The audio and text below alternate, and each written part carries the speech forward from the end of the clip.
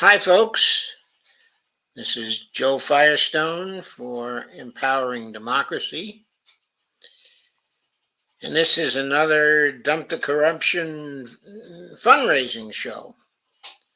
Tonight, I'll cover the fundraising of Lisa Blunt of Rochester, Mark Takano, and Jasmine Crockett.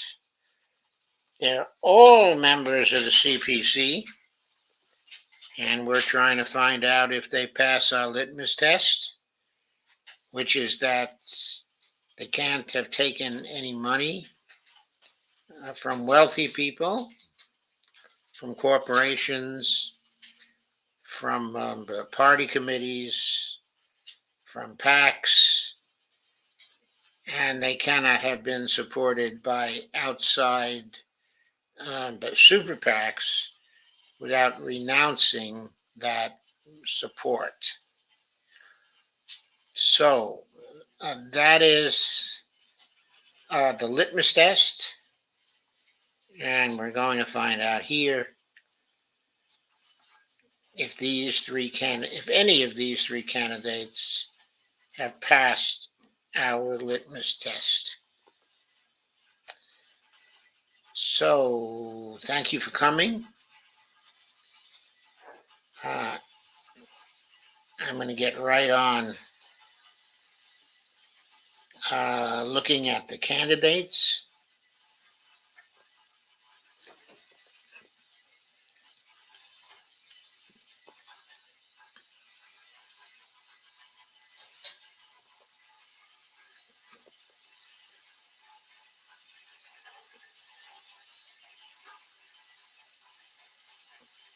I'll be sharing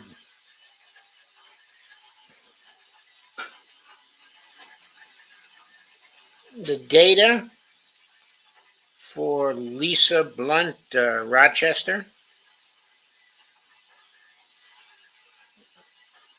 who is from Delaware.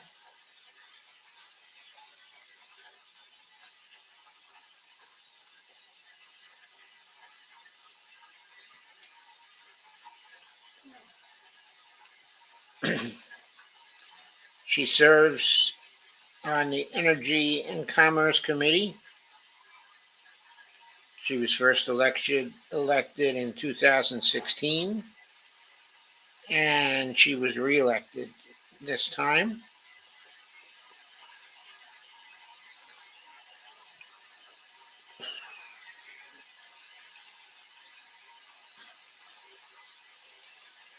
Her top industry was lawyers and law firms, $259,155. I've been joined by someone.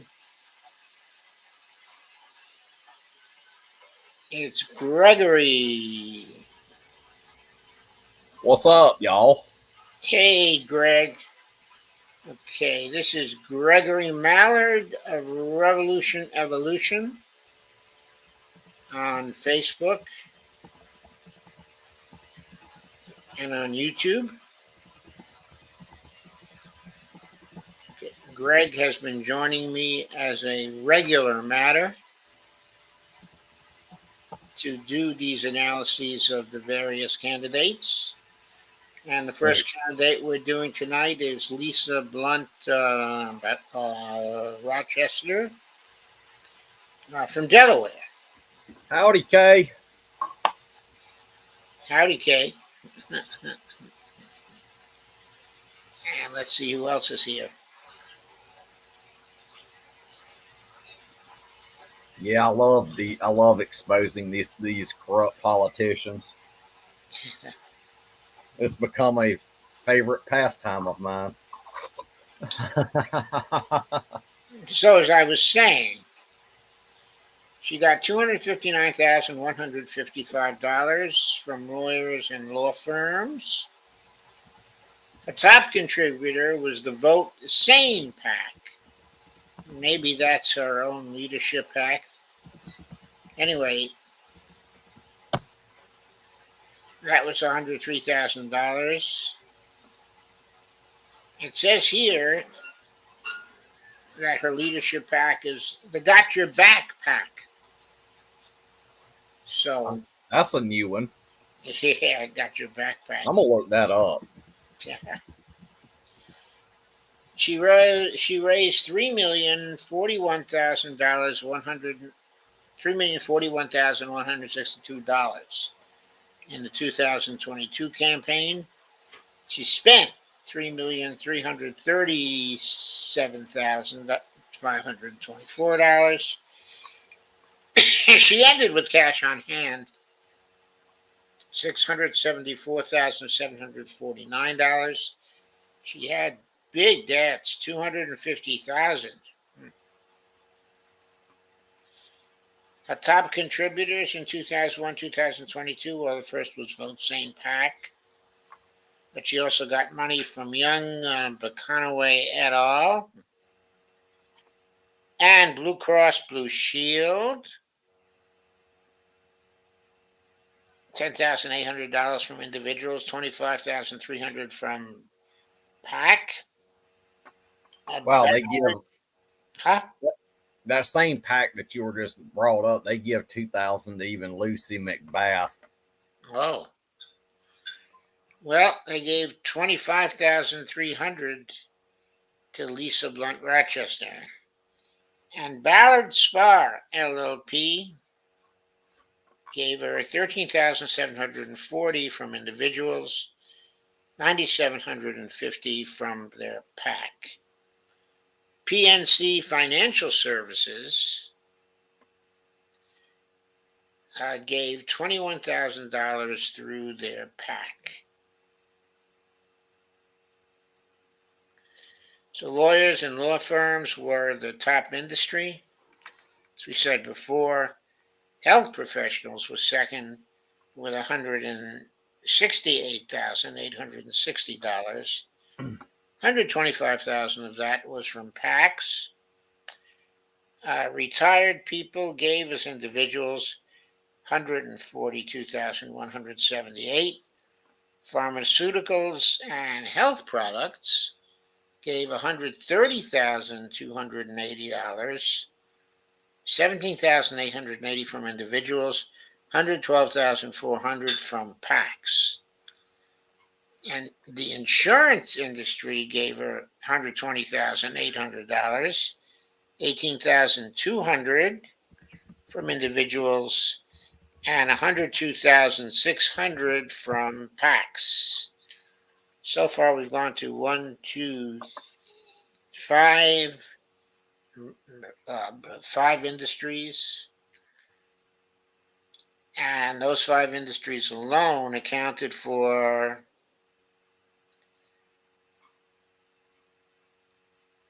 about $363,000 from PACs alone. So what we are seeing here is we are seeing the traces of a PAC woman.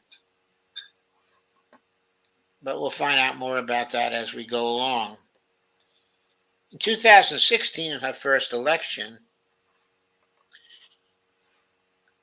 she raised just about $1.5 million.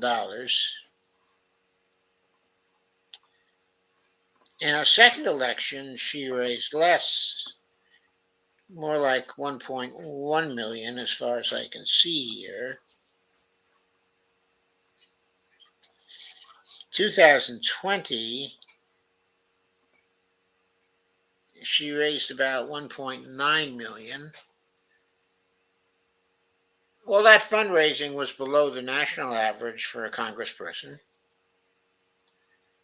She had her big year for fundraising in 2022.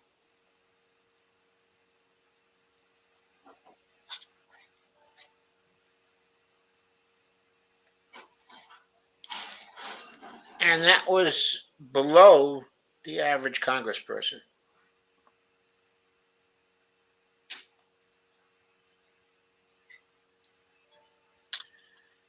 So let's see what her situation was in the PAC category.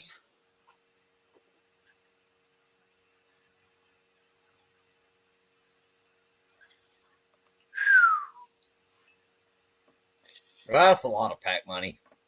That's a lot of PAC money. 1,244,752.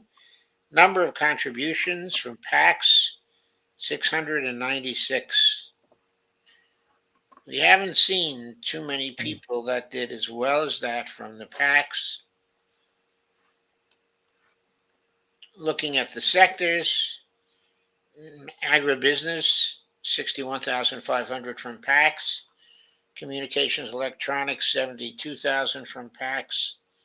Construction, 6,500 from PACs. Defense, 12,000 from PACs. Energy and natural resources, 66,000. Fire sector, 288,300. The health sector, $352,000. Lawyers and lobbyists, 36,250. Transportation, 37,500. All this is from PACs. Miscellaneous business, 88,500. Labor, 124,000. Ideological single issue, 89,302. And other category, 10,500. So,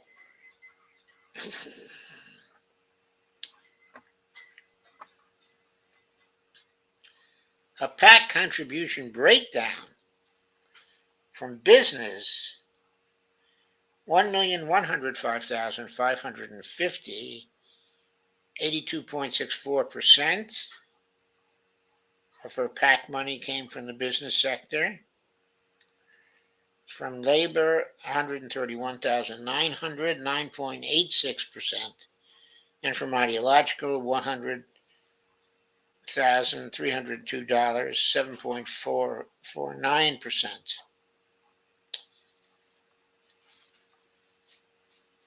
So a lot of PAC money from those three categories. It matches well with the 1,244,752, though that total is a little higher. That is the total of the three sectors, is a little higher. So,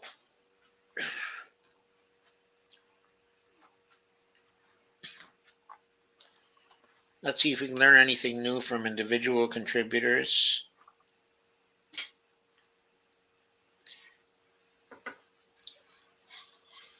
Well, this is looking at it from her leadership PAC point of view.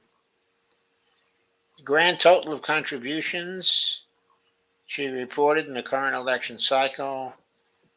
Number of contributions from individuals of 200 or more to her leadership PAC, 1,394 contributions.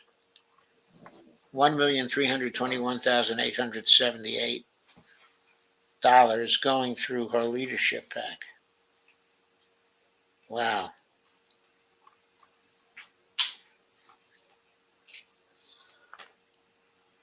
That is quite a lot of money.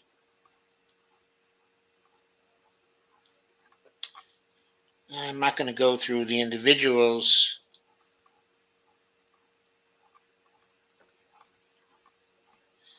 Of the top 20, but she had so many contributions. So many, that's what accounts for the very large amount.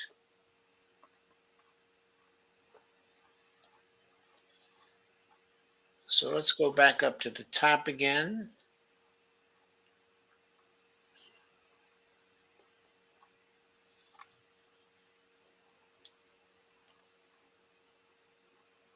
Okay, expenditures by herself. She gave 369,579 in contributions, spent 362,911 on media, spent 317,572 on salaries. So she created some jobs. Spent 284,224 on fundraising. 186,586 on administrative, and 57,778 on all other. She gave 255,499 to the Democratic Party of Delaware. We haven't seen that kind of thing happen to a state Democratic Party from any other Democrat. Yeah, they give money to the state parties sometimes. Might give 10,000, might give 15,000. I don't think we've seen anybody else give 255,499 to their state party. That's a little different. 215,000 to the new media firm, the Democratic Congressional Campaign Committee. $165,000. We've seen others give that much and more to the DCCC. 148,606 to run the world on digital.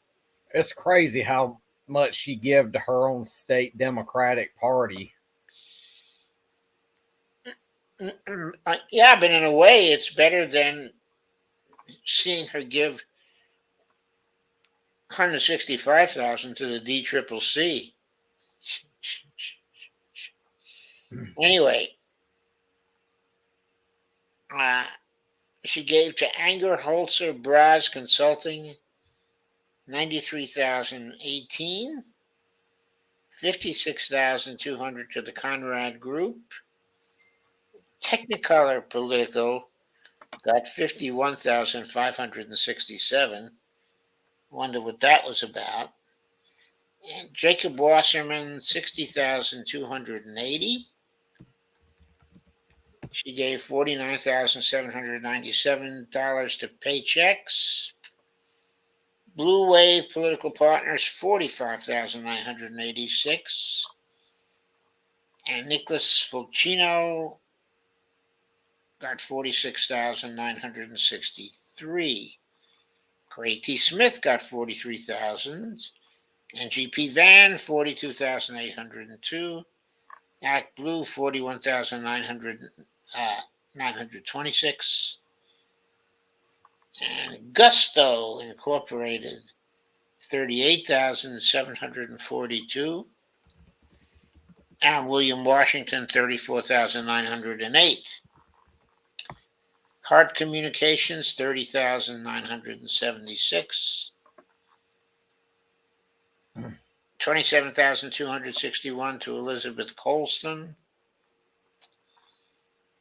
And Normington Pets and Associates got 18,750. And Deliver Strategies, 12,768. The CPC PAC got 10,000. Also Nevadans for Stephen Horsford, 5,000. Friends of Johanna Hayes, $4,900. The Rehoboth Beach Jazz Festival, she gave $4,544 to them. Angie Craig for Congress, $4,500. Kim Schreier for Congress, $4,000. Tom O'Halloran for Congress, $4,000. Sharice, that's Sharice Davids for Congress, $3,500. Gave $3,114 to Evans and Katz, must be a law firm. Friends of Dan Kildee, $3,000. Spanberger for Congress, $3,000.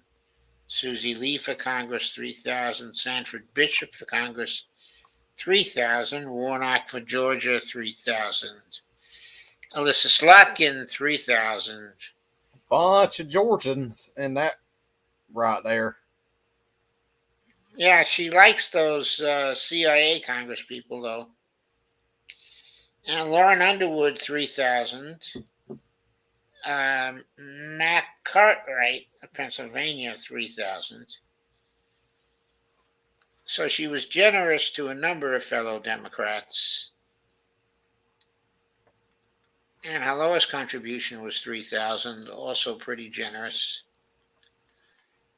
That's who she gave to. Now, I'm interested also in looking at what might have happened in the outside spending area. Let's see if I can access that from this interface in any way. Elections, industries, PACs, contributors, demographics, legislation.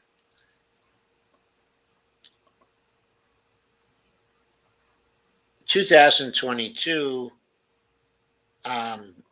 outside spending by candidates.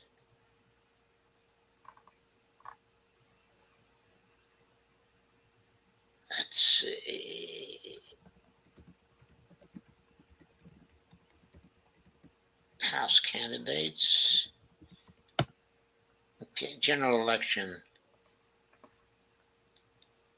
Outside spending by candidate. Let's see.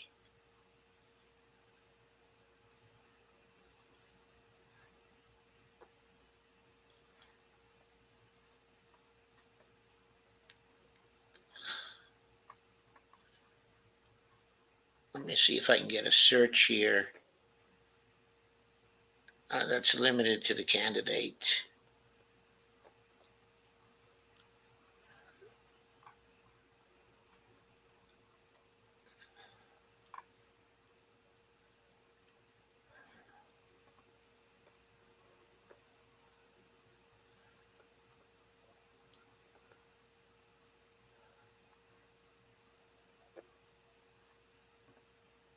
House candidates.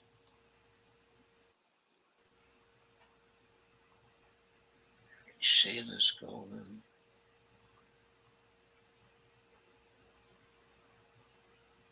It might take a little while to get there.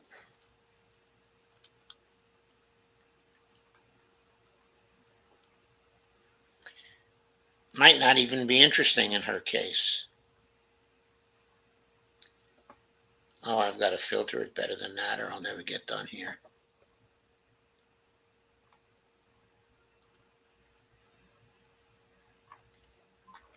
Let's see what happens this way.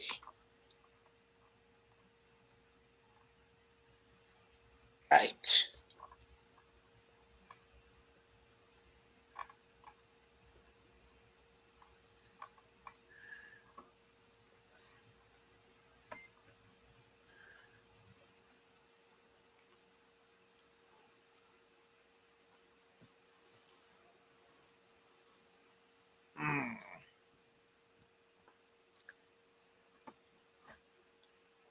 Yeah, it's hard to find any outside spending from her.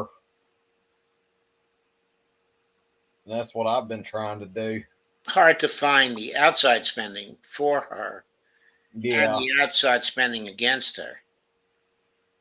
Okay, but there's a way to do it. We just haven't figured it out yet.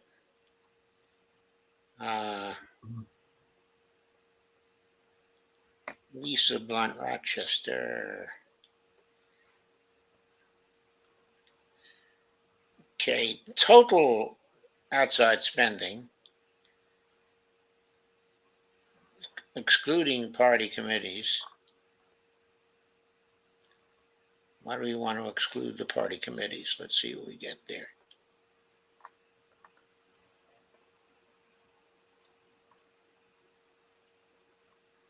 Oh, that sort of screwed it up.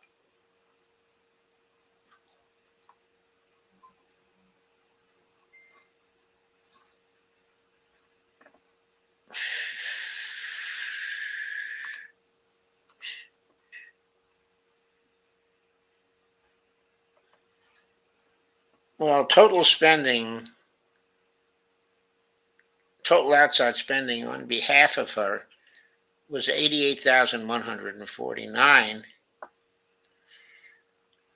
She did not get any outside spending against her. Now, I've seen a lot of other outside spending figures. And I can say that's a relatively small amount.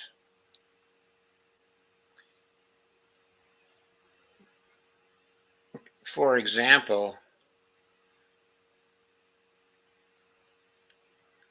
I was noticing John Fetterman's outside spending the other day. I mean, it was just incredible. It was like,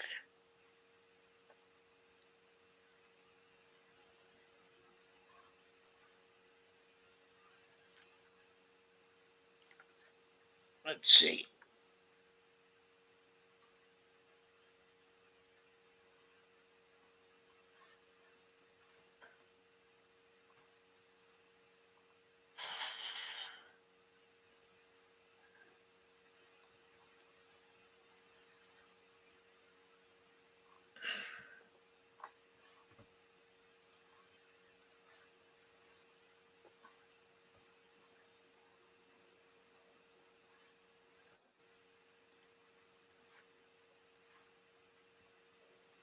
Pull this down a little.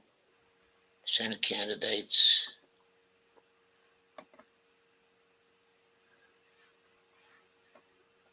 There it is.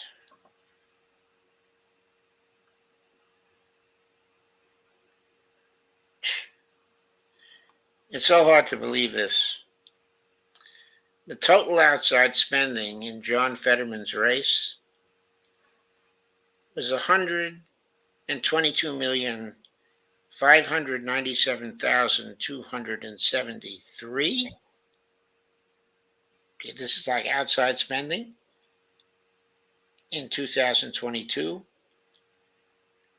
for the Dems, which means for Fetterman in some way or fashion, 39,682,202. But against the Dems, which means against John Fetterman, $82,915,071. Isn't that incredible? And John Fetterman was followed, that kind of spending, by Herschel Walker.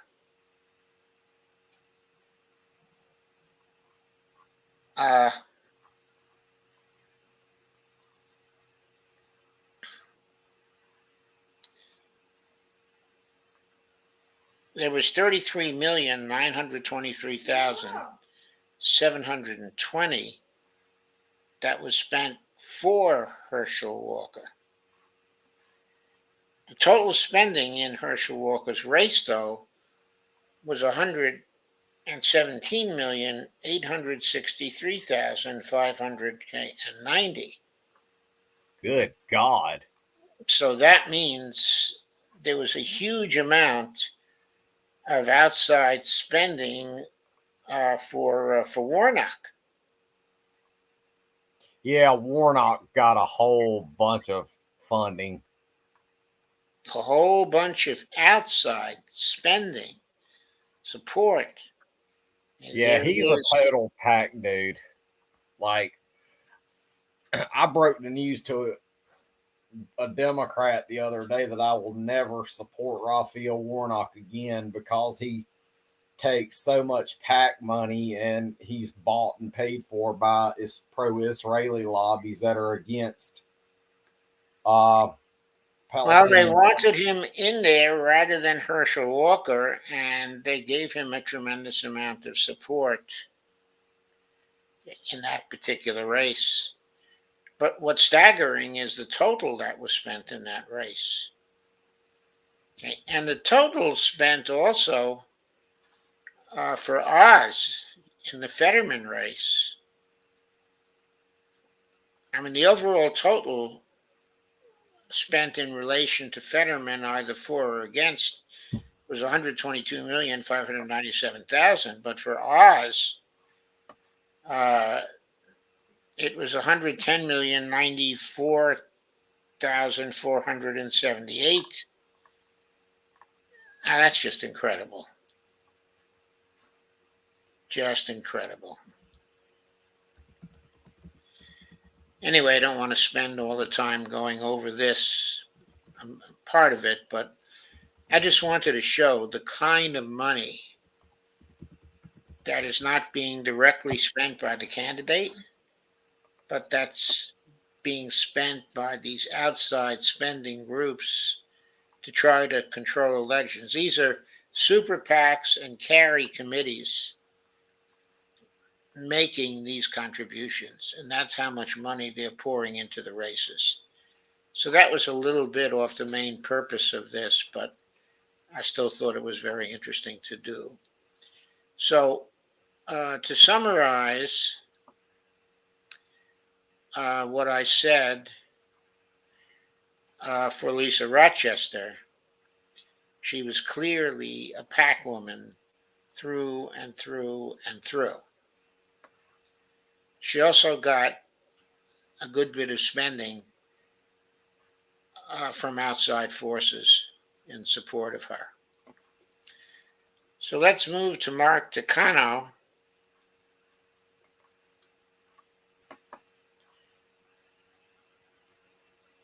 In 2022, he raised 140,645 from his top industry, which was retired people. His top contributor was Council of Insurance Associations, I guess, $20,000. His leadership PAC was Inland Empire Strikes PAC. Cute, isn't it? He raised 1,419,605, spent 1,039,896, goes into the next election with $546,000, 450. That was the Council of Insurance Agents and Brokers. That's what that stood for. $20,000 in PAC money. He got from the Equality PAC $20,000. From the Brookhill Corporation, he didn't get any PAC money. He got $18,700, though, from individuals. National Association of Realtors gave him $18,000 in PAC money. The International Brotherhood of Electrical Workers gave him $480 from individuals and $15,000 from PACs.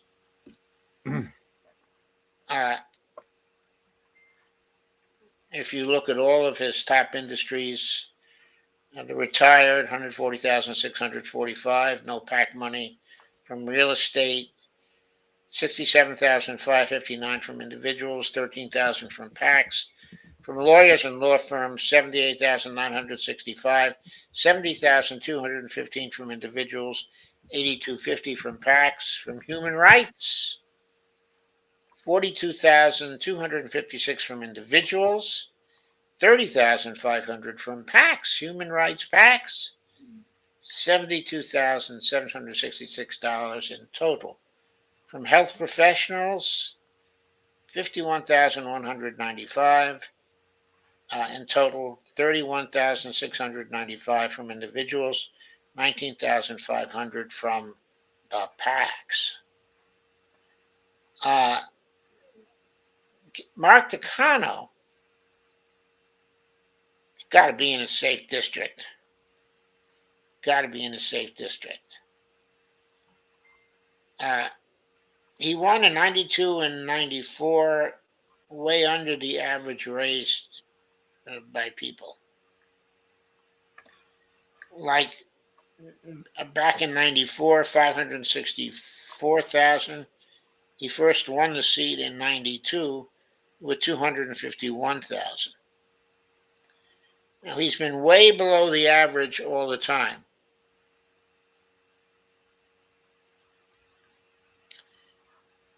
He spent $1.2 million in 2022. I should say he raised $1.2 million in 2022, but average congressperson raised $3.5 million. So he was way, way below. He must have a very, very safe district. That would also be indicated by uh, his cash on hand. That cash on hand has probably been accumulated over a long time, little by little. He probably has a very, very safe district.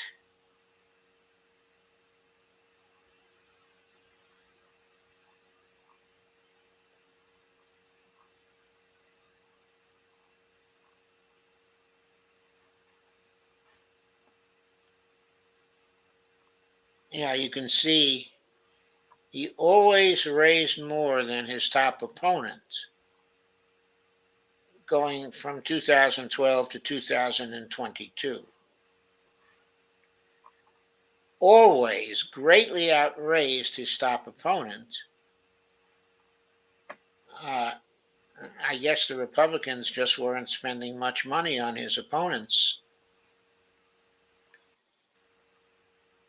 Like, for example, in this last race, raised $1.2 million, close to it, and his opponent, who was Adja Smith, only raised 161,472.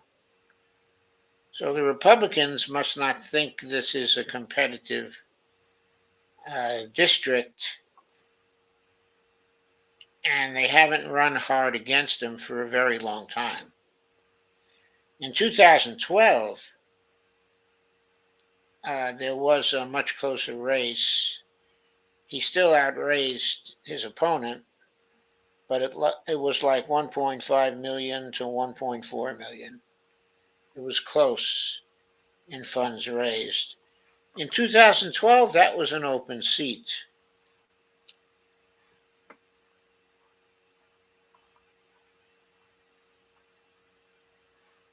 That was probably caused by redistricting to make it an open seat. Since then, Takano has been reelected again and again.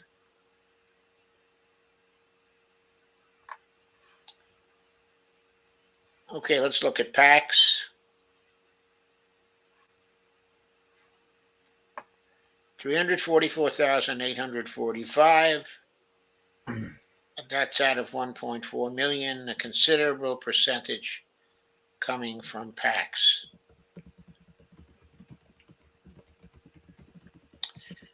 He raised almost 54% from business PACs, 35% from labor PACs. So that's much more equal than for many senators. I'm sorry, for many congresspeople. Okay. Takano is fairly progressive in his voting. He is a CPC member, as you know, but I think he generally leans more lefty than most of the CPC members, off what I've seen anyway. Let's look at his contributors.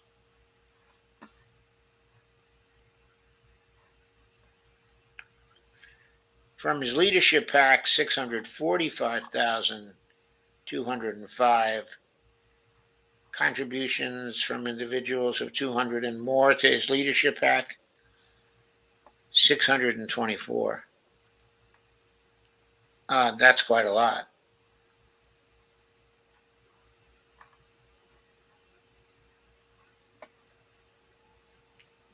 He had a lot of small contributions. Now let's see what it looks like if we look at 100 contributions here instead of the top 20. See, he's not getting huge contributions from individuals to his leadership PAC. I mean, of course, when the contribution is from an individual rather than an organization to the leadership PAC, it's like in the many thousands. The top contribution is 13,100.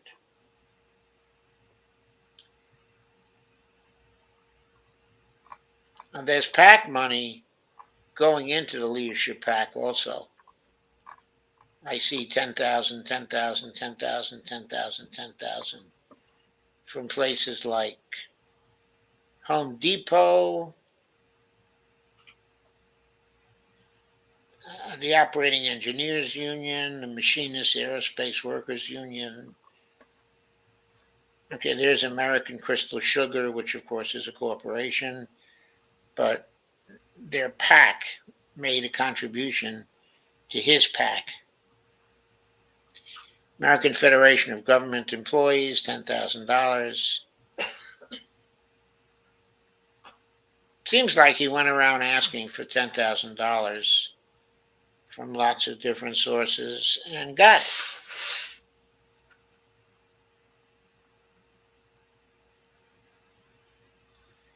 So if you go like 30 contributors down, they're still contributing $7,500 a pop.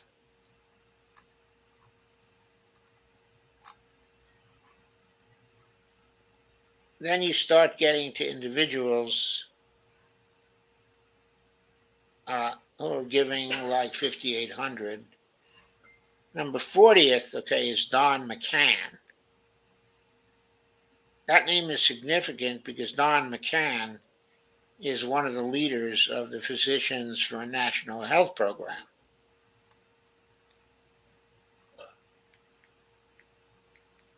So it's interesting that he supported Takano. Takano, I don't have it right here, but he was probably a co-sponsor of the Medicare for All bill.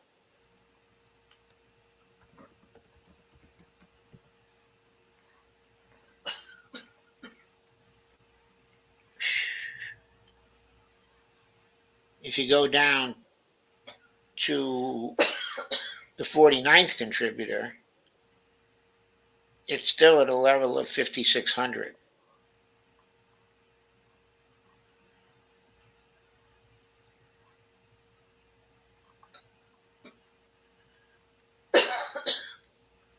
The 63rd contributor down is Toyota Motor Corp, $5,000.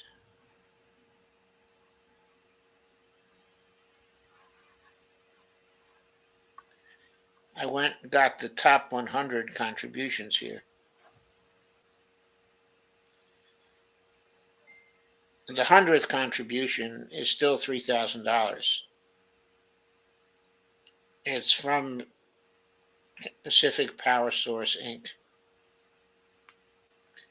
I thought that was interesting to look into these details. Oh, wait, I screwed up. I only used the campaign committee only. Let's see what happens if I combine it with the leadership PAC.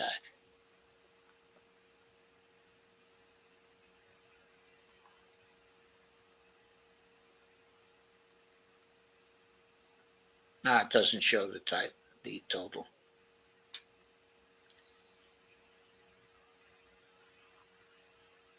But it's obviously more money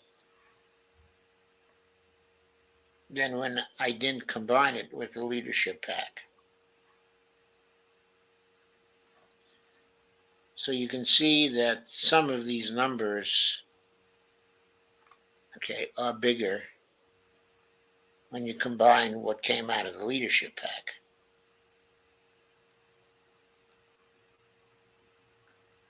Some of the top line numbers, okay, are bigger. Okay, so I'm not going to go through all that, but I thought that that was illuminating. I'm going to go through the expenditures now.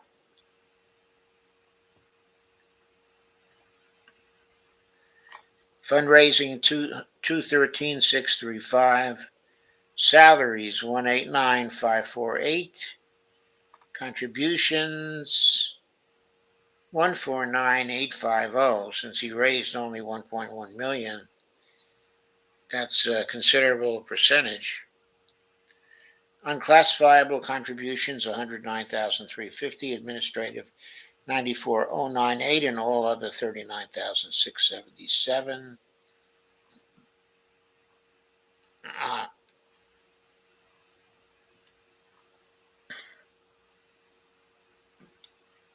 I'm not going to read all of these. I note in passing that NGP Van hit him for 25,212. We've seen them a lot, and they're a data vendor, and everybody seems to give them a cut. Everybody.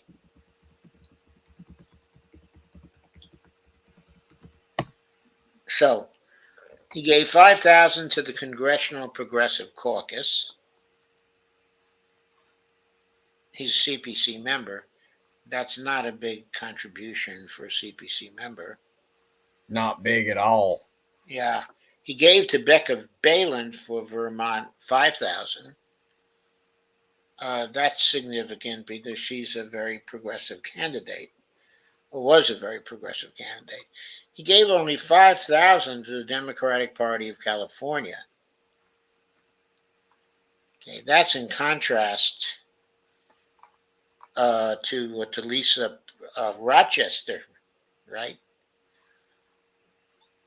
The Captor Victory Fund, that's a contribution to Marcy Captor, who's an Ohio congressperson. She's the congressperson who won over Dennis Kucinich in 2012. They gerrymandered things, so she was running against Dennis. Isn't that the guy that come out and also supported Tulsi Gabbard? Oh yeah, Dennis is very honest, and he is very lefty. He was, I would say, just as lefty, maybe more lefty as Bernie Sanders. He's quite a character.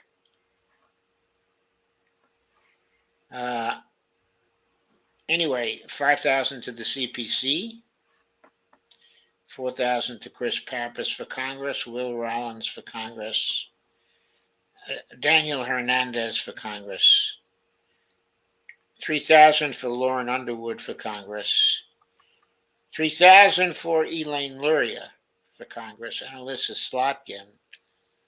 So he was giving some money to the intelligence crowd. But Elaine Luria was with Navy intelligence before she ran. And Alyssa Slotkin was CIA. And Abigail Spanberger was also CIA. Eric Sorensen for Illinois, 3,000. Nina Titus of Nevada got 3,000. Sharice Davids got 2,500. Angie Craig got 2,500. Captor for Congress got 2,000. So that was interesting because there was a contribution directly to Captor and evidently one for her leadership PAC. Jay Chen for Congress, 2,000. Robert Zimmerman for Congress, 2,000. Rudy Salas for Congress, 2,000. Also Nevadans for Horsford, 2,000. Mike Levin for Congress, 2,000. Amanda Jones for Congress, 2,000. Susie Lee for Congress. Teresa for All, 2,000. So that was it. He gave a lot of money to fellow Congress people. It was spread out over the ideological spectrum. That is the ideological spectrum of Democrats.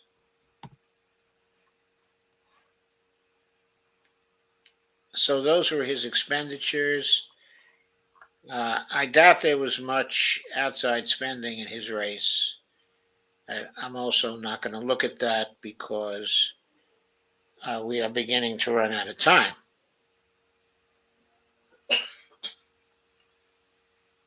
Yeah, and I don't have a show at 10. Yeah, I know you don't have a show at 10, but I don't want to take up too much of your time when you're supposed to be taking it off. Yeah. So, with respect to Jasmine Crockett, she was a new candidate who won her seat. So, of course, we don't have the regular statistics for her from Open Secrets. But we did see a bunch of interesting stuff. So, she raised $952,032. She spent $783,309. She ended with cash on hand of $168,723. Her opponent, James Byron Rogers, the Republican, she had a Republican opponent and an independent opponent. The Republican opponent raised $61,690. So Jasmine Crockett raised 15 times more than her Republican opponent. He spent $61,683, ended with cash on hand of $7.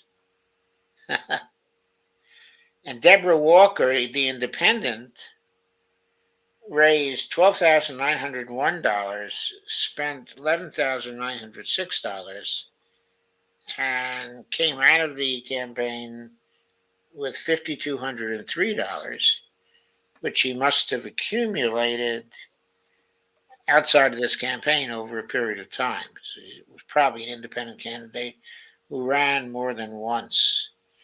Outside spending by candidate, that's quite interesting. Jasmine Crockett had $2,874,490 in outside spending. That's carry committees and super PACs that were supporting her.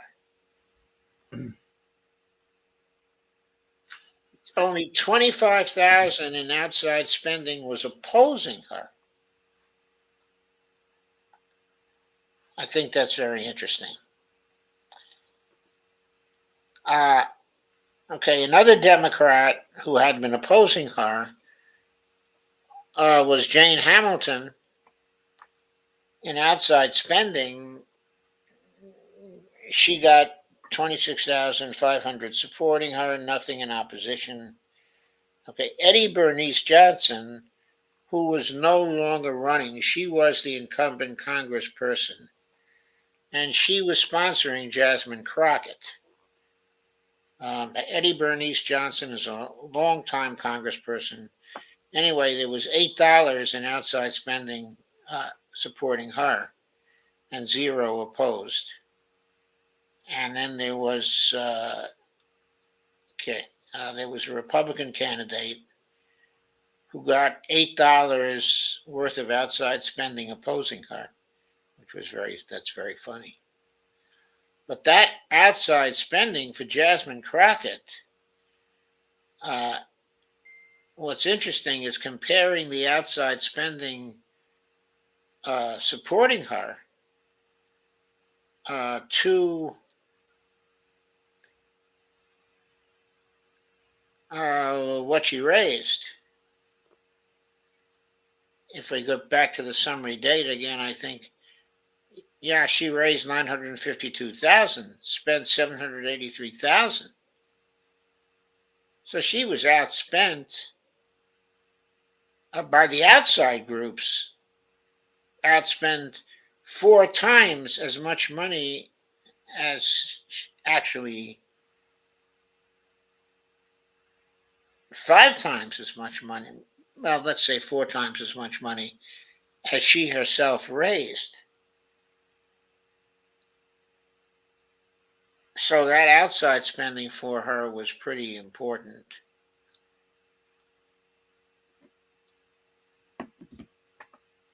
Yeah, pretty important. All right. Okay.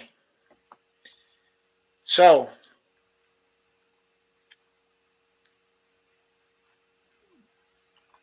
let me check on PAC spending here. Business, labor, ideological split, and political action committees contributions. Uh, Jasmine Crockett,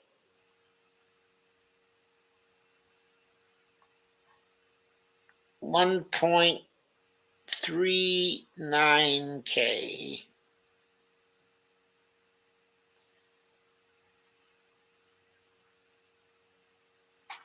In outside spending.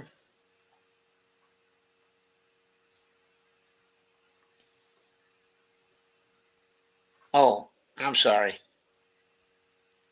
That was an ideological spending for her. I'm sorry, it was 139,000.1 K dollars. And labor, 33K dollars for Jasmine Crockett. And business, 59K for Jasmine Crockett. That's in PAC money, this is. And 12K in other PACs. So, Yeah, they uh, love their packs. yeah, we're looking at a PAC person. Okay, already, even though she has Congress. I have noticed between the two of us and our analysis on all of these CPC members so far, none of them passed the litmus test.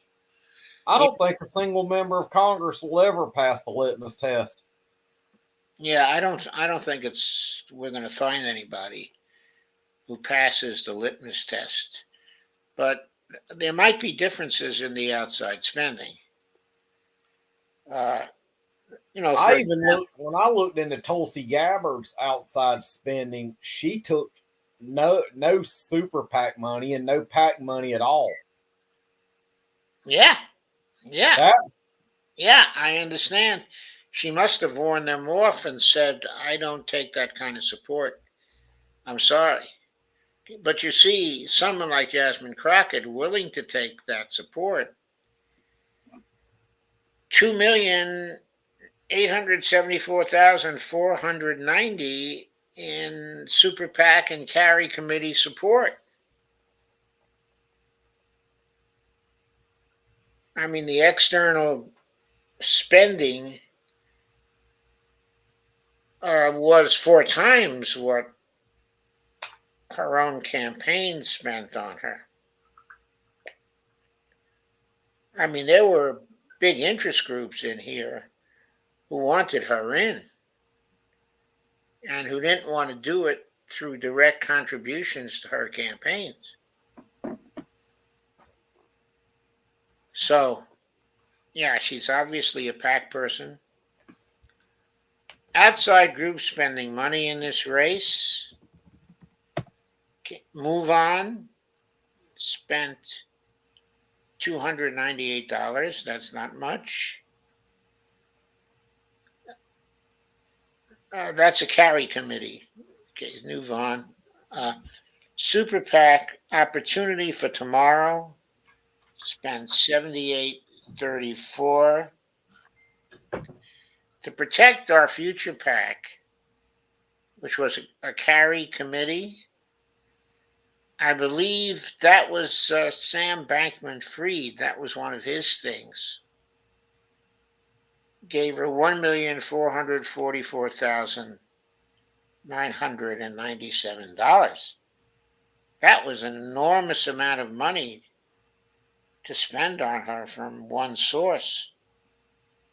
The Texas Justice Fund spent 51,805. They're a 501 C group. It doesn't say whether they're C3 or C4. Texas Organizing Project was a carry committee. They spent 75,607. Web3 Forward, God, I don't know what that is. They spent 1,324,740. It's a super PAC supporting Jasmine Crockett. Working Families Party gave it 21,014. By the way, all of her contributors were from liberal groups.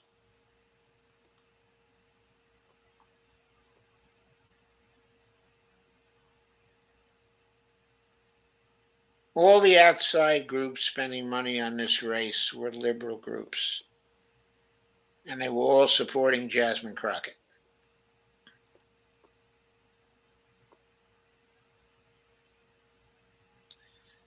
So there it is. Almost 2.8 million in carry committee and or super PAC money.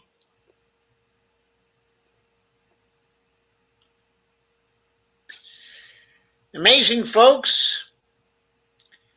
Nobody passes the litmus test.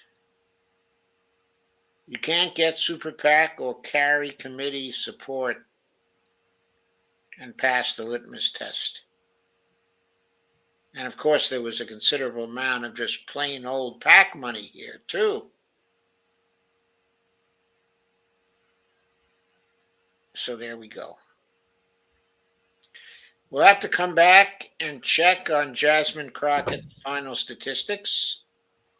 So Jasmine Crockett needs to be added to the doc. Yeah, she needs to be added to it because the full financial details were not in there for her. So yes, she must be added.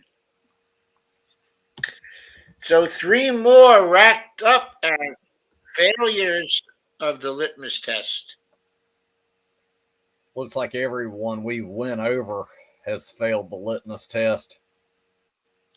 Not a surprise.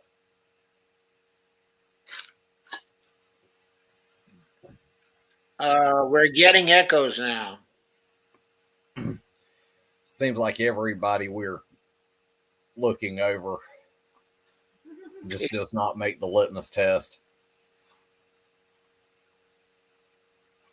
at all. Okay, Greg, have you got another source of sound?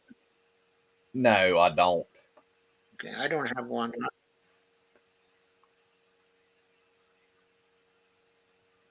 But yeah, nobody passes the litmus test.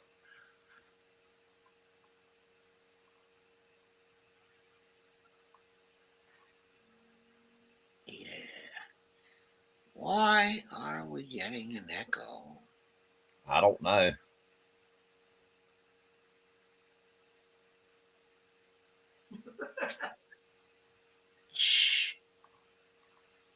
Gee, we're getting looped around. You don't have a second thing popped up, do you?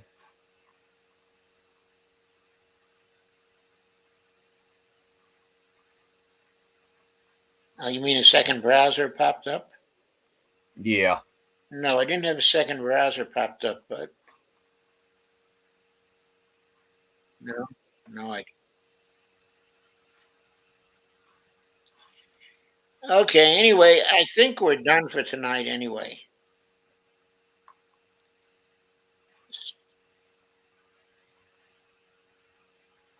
So thank you, Greg, You're welcome. for coming and for contributing as usual. I very much appreciate it.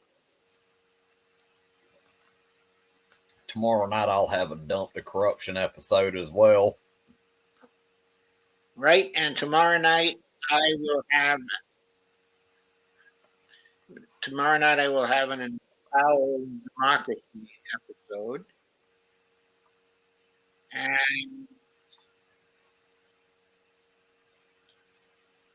And I think I'm going to be talking more about the platinum coin and the issue of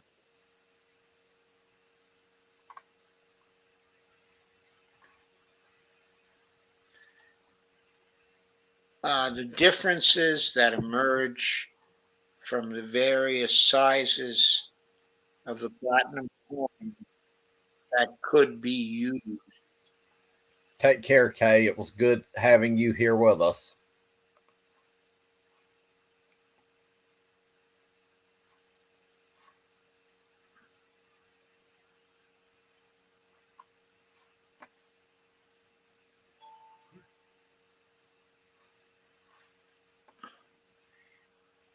Okay, you're still here? Yeah, I'm still here. I think the echo has ended. Yeah, I don't know. Yes, it's ended. I had a Twitter page open, and Oh, that was probably what it was. there must have been a sound source coming from the Twitter page uh, that was uncontrolled, and I was unaware of it. Okay, so there we are.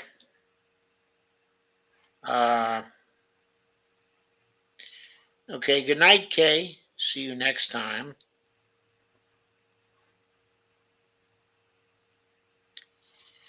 Anyway, I've been thinking more and more about the fact that the MMT people who've been talking about the coin, in fact, all the people talking about the coin, keep talking about only the $1 trillion coin. And I think that even though their discussions of the $1 trillion coin are very, very good, and the issue of the platinum coin itself is very, very good, all that, okay, is very, very good. They're ignoring the issues that arise if you look at uh, uh, the possible denominations that might be used for the platinum coin. It makes a huge difference in the politics if you're talking about $100 trillion coin versus a $1 trillion coin, or a $5 trillion coin versus a $50 trillion coin. I've been thinking a lot about that, and I think that people need to give it some consideration. Indeed. Really, I look forward to hearing more on the platinum coin as well, and I may cover some episodes on that as well. okay, I'm really thinking that uh, okay, if you just minted a $1 trillion coin and the Republicans hung in there, okay, I think there's a possibility that you'd still get trouble from the debt ceiling and find yourself having to mint another 100 trillion, another $1 trillion coin, or a third $1 trillion coin, okay, in order to stop the Treasury from reaching the debt ceiling again. Okay, it's because so much debt is redeemed in a short period, okay, of time. Okay, I figured out earlier that you're actually repaying $400 billion worth of debt each day. So even though taxes are coming each day, Mm-hmm. uh, I think you could hit a period where maybe the taxes were slow for quite some time. Okay, and the actual debt level, or the gap between the debt, the actual debt, and the debt ceiling might, under some conditions, still get pretty small. Anyway, I got to think more about that. I got to think through some scenarios about that and see what I think. But anyway, that's what I'm going to concentrate on tomorrow night. And I'll see you then. Okay. And Have a good remember, night, everyone. Okay, and remember, that's related to austerity. Okay, in other words, the people imposing the debt ceiling Mm-hmm. want it to lead to austerity in government spending. If you're not interested in austerity, if you're interested in spending on the needs of people as much as it takes, you really might not want to mint a small ball platinum coin. Anyway, folks, we'll see you tomorrow to discuss. Have a good night. We'll be on at 9 o'clock. See Thanks you again then. for coming, Greg. You're welcome. Have a good night.